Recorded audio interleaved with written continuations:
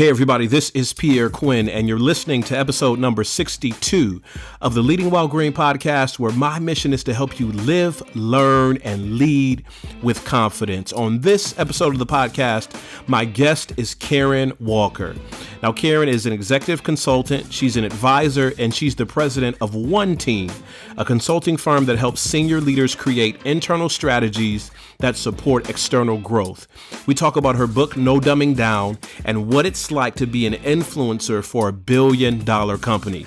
We have a great conversation, so listen up.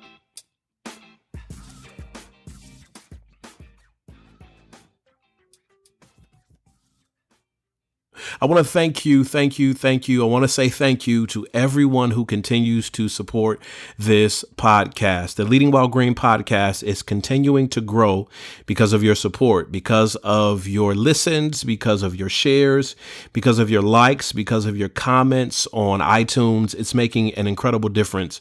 And I want to encourage you to continue sharing this message of leadership with everyone that you know. We grow exponentially just about every month, and your support is a major part of that.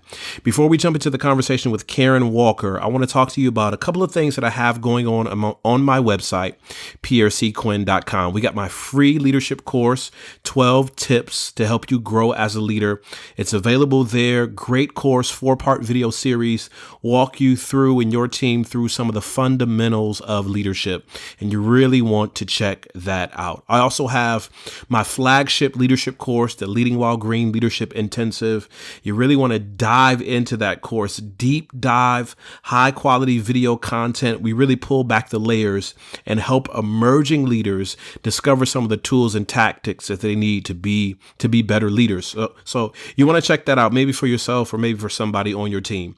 And also in November, I'm having a live leadership seminar. It's going to be highly interactive. It's going to be in the DMV, the Washington, Maryland, Virginia area, I guess DC, Maryland, Virginia area. And it's going to be some really, really good stuff that I'm rolling out. So make sure that you're on my leaders list, my email list, to get all the updates about my leadership conference coming up in November. Okay, here's my conversation with Take us Karen back Walker. before you had this consultancy, coaching high performance leaders around the world. You were employee number 104 at Compaq Computer, which at that time, Compaq computers were huge. What was that experience like with Compaq? Well, I just have to laugh because they were huge, right? We were the first portable computer that was IBM compatible, which is a big deal in the business world then. But by portable, our computers weighed like 22 pounds. So they were huge. So yeah, that was back in the day. But just in terms of working and sort of coming into my own leadership and management there, it was amazing. I left a large, what was at that time, probably a Fortune 100, maybe Fortune 50 organization. And I went to a startup, and 104 people might sound like a lot to somebody who's working in a small startup today, but it was quite a leap for me. And I went to a company because of the people that were going there. We didn't know at that time, those of us that were interviewing, what the product was going to be. But I kept seeing the leaders in the organization that I admired leaving and going to this new place that was surrounded in a little mystery. And so I interviewed, and I went over as a team of one at that point in my organization. And I grew it over the years to, several hundred employees and thousands of contractors and consultants all over the world. And it was incredible. And it was literally, I love your tagline, right? To live, learn, and lead, because that's exactly what was going on in my life. Every day I was learning and leading in ways that, I just didn't come out of the womb knowing how to do. And so there was a lot of learning and leading on the job, if you will. Take us back to some of those first days of a major responsibility. How did you get through those? Sure. Yeah. Knowing, how did you battle with maybe feelings of inadequacy or just things that you didn't know? Yep. How did you get past that? Yep. Yeah. Well, I had a lot of support getting past it. So the first thing was just on the interview itself. I went over to interview the job, and I actually thought this organization was making hard drives in clean rooms. And I'm an engineer by degree, and because I thought that's what they were making. When I interviewed, I said, well, I don't think I can do this job because I was would be in charge of all the physical infrastructure. And I didn't know how to build a clean room. So my immediate reaction was, well, I'd love to work with you, but I don't think I can do this work. And they're like, oh, trust us, you can do it. I'm like, I don't think so. I don't know how to do that. I'm like, really? Trust us, you can do it. And so eventually I believed them and I took them up on the offer and I went in, and it turned out we weren't making hard drives. We were assembling computers, which was something I did at that time know how to do. And as the company grew, right, I went from, as I said, from this team of one to this large organization. But my responsibilities grew from working with an infrastructure that at that time was about 25,000 square feet worth of space and stuff to about 11 million square feet by the time I left. Wow. And it was every day getting up and knowing that what I did or didn't do had a direct impact on the bottom line of the company, because space was our limiting item, right? Whether or not we had enough factory space, whether or not we had enough distribution space, whether or not we had enough office space. And so every day it was, hey, if you don't get your job done, the company cannot fulfill its promise to its customers because we will have sold things that we cannot deliver. So it was, as I said earlier, we sort of learning on the job, but it was also working in tandem with people around me, both my peer group as well as the excellent staff, to get things done. And so there were all kinds of sort of outside of the box thinking that we had to do in order to make that occur. I remember one instance, just to give you an example, we were growing so fast, Pierre, we literally had hundreds of people coming in the door every Monday. And we weren't set up for that, right? We were so far above our forecast and what our sales were, and then consequently what we had to deliver, that I couldn't build buildings fast enough and I couldn't lease buildings fast enough. And we eventually took a parking garage and turned it into a temporary office space by putting in, temporary flooring and walls and windows and doors, just so we'd have a place to put people and they could be on our campus while we got the next building built. And it was that sort of thing of, what materials do we have and how can we use them to solve our problems? Wow. I mean, that's incredible. That mind blowing to think about for some of us. You got 100 new people coming into this organization, into our workflow every Monday, and we have to onboard them and we have to find them seats and we have to get them acclimated to the culture. How did you keep from going crazy during those times? Yeah, well, I think that comes back to, only do work you love, because I so both loved the people that I was working with and the amazing high performance team, both within my organization, but Compaq in general. But also, we were really making a difference out in the world. We were allowing people to work anywhere in some sense. And there was so much satisfaction from doing the work. And then personally, just being able to grow and develop every day, you could really do as much as you wanted to do. There was not so much concern about stepping on toes or, getting in someone else's box. There was a lot of white space to play in. And we were also committed to making sure that whatever needed to happen happened, that people worked together. And it was a thrilling environment to work in. And that's not to say that I did not have some times when I was exhausted and I thought, boy, I can't get on another plane, or, we can't, we definitely have to get better at this forecasting stuff because we're not going to be able to keep up. But, growth covers a lot of sin. And so there was because we were growing so fast, even although we weren't as efficient as we could have been. And I'm an industrial engineer, so efficiency really matters to me. But even though we weren't quite as efficient as we could have been, we were definitely really effective in our work. Now, you're an engineer by training, and then with Compaq, you're in charge of operations, and then now you're in this consulting space, this advisory space. When you were first going to school, was any of this on your radar? I had no idea. I grew up in the desert of West Texas. I was a girl who was good at math and science, and I knew that I wanted to be an industrial engineer, primarily because my father was an industrial engineer. Okay. And I seemed to have the native talents to go into engineering. And so that's what I majored in. And I think like many people, I went to college really not having a clue about what I wanted to actually do once I got out. Mm-hmm. And I certainly, there are very few things in life I would do differently. And my college education is not one of them. I never spent much time being an actual industrial engineer, but the fact that it taught me how to think and how to solve problems, that education was very worthwhile to me. But I had no idea. I mean, technology that at that point in time was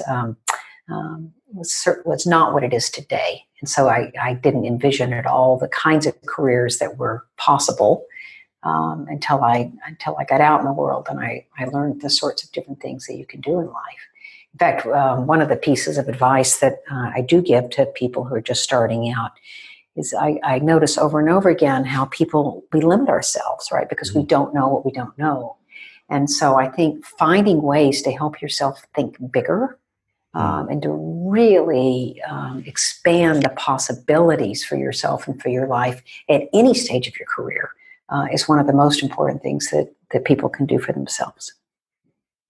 So talk to us about your role now with One Team and really how that came about. And then what's the scope of your responsibilities now? So One Team was born out of a collaboration between myself and my now husband, Bob Moore. I left Compaq after 14 years. It had grown to about, $15 billion and about 15,000 employees. And it was just a very different place to work. And I left not knowing what I was going to do next. And I was fortunate enough to be able to do that, to walk away from that position and to say, I'm going to take some time to figure out what I'm going to do next. But I'm too busy and too busy in order to figure out what I want to do next right now. I have to get away from it. So I did. I moved from Houston to New York. I took some classes at Columbia.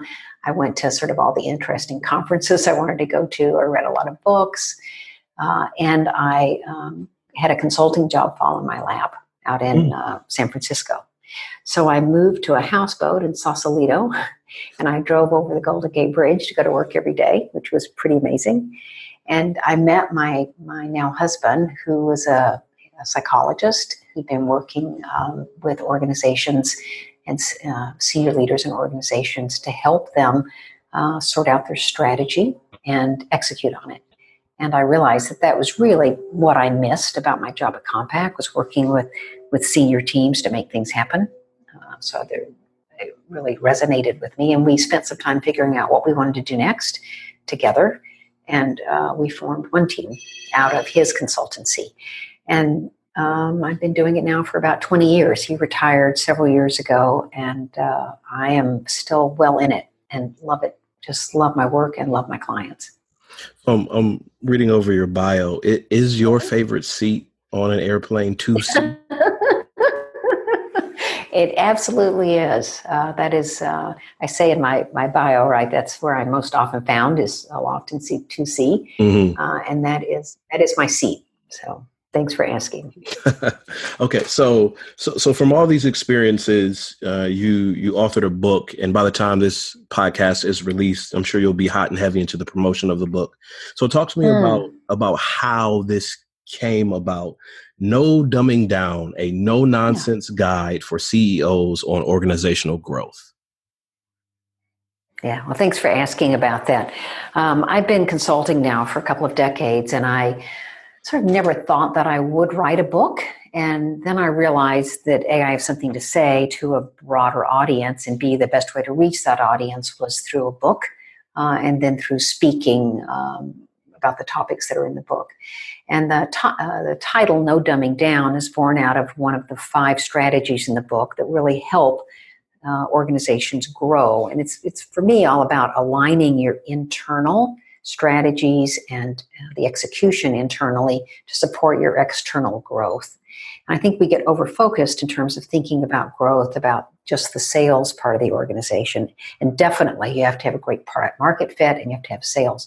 But if internally you cannot keep up with those sales, or internally you cannot keep up in an aligned fashion, right? So maybe your engineering is lagging behind your marketing efforts, or your production is not able to keep up with your sales. But if those things are not aligned, then you really can't deliver on that promise that you made to your customer. And so the idea about no dumbing down is one of those strategies, which is all about how do we make sure that the teams that are in an organization are functioning at the highest possible level. So no dumbing down really means that everybody in the organization and on every team is working at their potential, because we know that in a team, the team will only be able to function at the level of the lowest performing member, right? So if you have superstars and you have some individual who's not performing at the same level as everyone else, then your A players have to dumb down. And then you're leaving a lot of performance on the table. And I think eventually A players will not want to work in that environment, and they leave. And so it's detrimental both to the team and to the organization. And so this book is really these 5 internal strategies that I believe only senior leaders in an organization can be responsible for, because only they really have the breadth to see all of the issues in an organization. And they're also the part of the organization that's incented for the long term as opposed to the short term. And so that's written for senior leaders, but the intention is that someone who's not yet a senior leader but wants to be could read this book and really get a leg up on what it takes to move into that realm. Give us an example of what maybe some potential tension between internal strategies and external strategies looks like. Yeah. So there's always a competition, right, for resources in an organization. And we know that if we don't have sales, then nothing else happens, right? If you don't have customers and clients to deliver to, nothing else matters. My contention is, and my experience shows me, that just because we're able to make the sale does not mean that we're able to deliver on it, especially for an organization that's growing. And so some of the tensions that develop are, and these are natural and normal tensions, right? How do we align the resources in the organization so that we optimize all of the different functions rather than maximizing the individual function? So for example, if you put a lot of resources into sales and marketing, but you underfund engineering and development, perhaps if you're in software business, your software will not be able to be delivered functionally at the point in time that your salespeople have promised it, right? Or sometimes we put not enough money into the client success side of the house. So what you really have to do is look at all of those functions and decide what's most important for the coming period, the coming year, the coming 3 years, and make sure that your resources and your attention are divided up in a way that keeps all of them both in aligned and able to deliver at the time that you have committed to your clients. Now, in order for organizations to have long-term exponential growth, there's some adjustments that need to be made. There's some changes, and I'm sure you've seen that at Compaq and then at consulting other companies. What are some of the reasons that organizations or even just senior leaders of an organization can get stuck? Kind of processes, behaviors, the status quo stuff, and not want to move ahead. Yeah, it's processes, tools, and behaviors, right? So one thing is blind spots. Leaders not seeing the things that aren't working, or not understanding what the levers are that help the things that are working actually function well. Oftentimes, another thing that will hold an organization back is, and I see this over and over and over again in growing organizations, is there's simply not enough talent in terms of next generation leaders to pick up the slack. And you're growing, and all of your resources are constrained. People do more. They expect to do more. We expect to work longer hours and more days. But you have to develop that next generation of leadership so that you can take things off your plate as the organization grows. So sometimes I'll see that as an issue. I'd say that's fairly common. One of the things that was true for Compaq, and one of my big lessons there, is that Compaq was envisioned as a big company in the formative stages when it was founded. And so we thought about, we made provisions for, we were flexible around our processes and tools so that we would be able to grow. And we had that from the beginning. Now there's a continuum in the book that I call startup to grown up. Mm-hmm. And the idea here is that you can double back on that continuum. That for most of us, we think about startup to grown up as a one-way street, right? You begin as a startup and you end up as a grown-up company. But I think what can happen for an organization is that you get stuck in one of those modes when in fact you should apply the behaviors that are appropriate to the situation. So just to give you an example, if you're an old sort of stodgy grown-up company, you have a lot of processes and behaviors in place that are, what's the word I want to use, that sort of support the status quo. Mm-hmm, mm-hmm. And when something new comes along and you need a different sort of response, let's say the market has changed or you have a new nimble competitor, you may not be able to respond to that as quickly as you need to in order for your business to stay vibrant. And so what you need to do is figure out more of a startup behavior to respond to or to get in front of the market. And, we see this all the time with old companies who are unable to pivot mm-hmm. And deal with and successfully fend off their new competitors. One of the classic examples that we talk about in business a lot and also in leadership is the blockbuster example. Sure, of, absolutely. Having lion's share of the market and then this tiny startup coming along. What's the danger of thinking that you're too big to fail? Well, I would say there's danger written all over that, right? And Blockbuster is an excellent example that even though they eventually saw the danger and tried to do something about it, they didn't have the internal wherewithal to successfully change their business model in the time period that was necessary to fend off a Netflix or a Hulu, or now we have certainly a almost infinite number of choices where we can get our video from. So I doubt that it's from a lack of them thinking. Surely they had strategy sessions and they could see how the landscape was changing. But it was an inability to either place bets in the right place or mm-hmm. the inability to execute as quickly as possible. And that comes from, I think in some cases it comes from hubris, right? Well, we are large and we are successful and nothing that small will take us down, right? Yeah. And so that happens in some cases. In other cases, it's just not having either the risk. Large companies are often risk averse, right? And you see this in individuals as well, because that's who makes up these companies, right? So you have successful individuals who have a stake in the status quo, and so you don't want to lose what you have, and so you take less risk.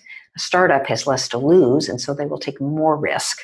And today, and particularly in the tech world, I can argue that there are so many formulas now that have been proliferated by our venture capital and private equity firms that there's a little less risk in that. But certainly for the most part, large companies tend to be more risk averse, and that's how they miss, I think, these big shifts in the market. What are some of the dangers in that kind of the wrestling between, for a senior leader, I got a pile of stuff on my plate that's important, and then I have a pile that's urgent, and then I have a pile that's emergency, and then I have a pile of the long-term organizational health. How can we as leaders get tripped up when trying to manage those piles? Yeah, so I often will tell my clients that an organization will sort of suck all the time out of you that you'll give it, right? There's right. no shortage to ask from an organization. So you have to sort out for yourself, right? To have my life be in whatever the balance is that works for you. How much time are you going to spend on the piles in total? I work with all of my clients to make sure that we have a rhythm and a cadence to looking at the big picture and taking time to think. Because there are always urgent, important important and urgent things that need to be done every day. And I think the more senior you are, the more complex your roles are, and the more important and urgent things you have to do. So making sure that there's a cadence, that maybe once a quarter there's a offsite with the senior leadership team. Maybe you set for yourself some hours or days per month when you are looking at the big picture. But just making sure that that is in your schedule and you're disciplined about it, because no one is ever going to put that on your calendar, right? Mm-hmm. You have to put that on your calendar for yourself. It's not going to show up as a, hey, let's take an hour and I'll take time off and think the big thoughts.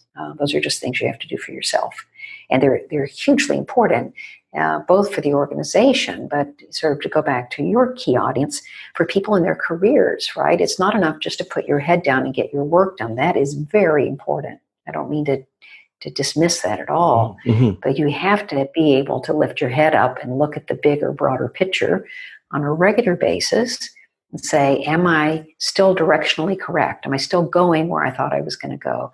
Is the end still where I want to be? Have I veered? Has the landscape changed? And then adjust your actions accordingly so that you can be on a path during this sort of medium-term period to get you where it looks like you want to go.